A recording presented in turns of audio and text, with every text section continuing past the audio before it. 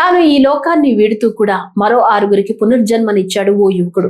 తెనాలి మండలం పినపాడు గ్రామానికి చెందిన 22 యువ ఇంజనీరింగ్ విద్యార్థి పెరుగు అమర్ బాబు రోడ్డు ప్రమాదంలో తీవ్రంగా గాయపడి వైద్యులు బ్రెయిన్ డెడ్ గా ప్రకటించారు. అయితే బిడ్డను కోల్పోయిన ఆ విషాదంలోనూ మానవత్వాన్ని చాటుకున్నారు అమర్ బాబు కుటుంబ సభ్యులు.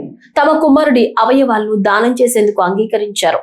గుంటూరు రమేష్ హాస్పిటల్లో జీవన్ధాన్ విభాగం ఆధ్వర్యంలో అమర్ బాబు అవయవాలను సేకరించి రాష్ట్ర ప్రభుత్వ అనుమతులతో పోలీసుల సహకారంతో గ్రీన్ ఛానల్ ద్వారా గన్నవరం విమానాశ్రయానికి తరలించారు.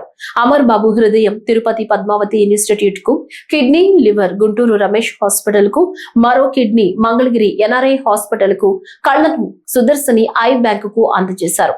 అవయవ దానం ద్వారా 6గురికి కొత్త జీవితాన్ని అందించిన అమర్ బాబు కుటుంబాన్ని గుంటూరు పశ్చిమ ఎమ్మెల్యే గల్లా మాధవి అభినందించారు.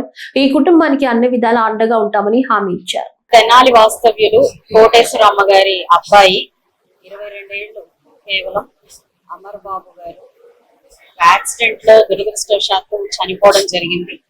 అయితే తెనాలి నుంచి మన రమేష్ హాస్పిటల్ కి రావడం జరిగింది.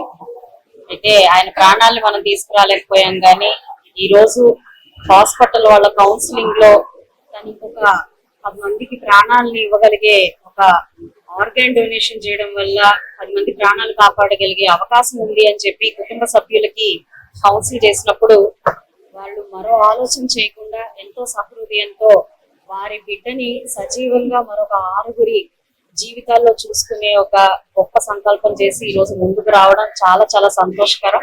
దానికి కోటేశ్వరమ్మ గారికి, వారి కుటుంబ సభ్యులందరికీ కూడా నిజంగా ధన్యవాదాలు. అయితే ఈ రోజు ఆ అబ్బాయి అవయవాలు 2 కిడ్నీలు, ఒక హార్ట్, అదే విధంగా 2 కార్నియా అనేవి ఈ రోజు ట్రాన్స్ప్లాంట్, ఒక లివర్, ఇలా 6 ఆర్గన్స్ ని వాళ్ళు డొనేట్ చేస్తూ ఉన్నారు.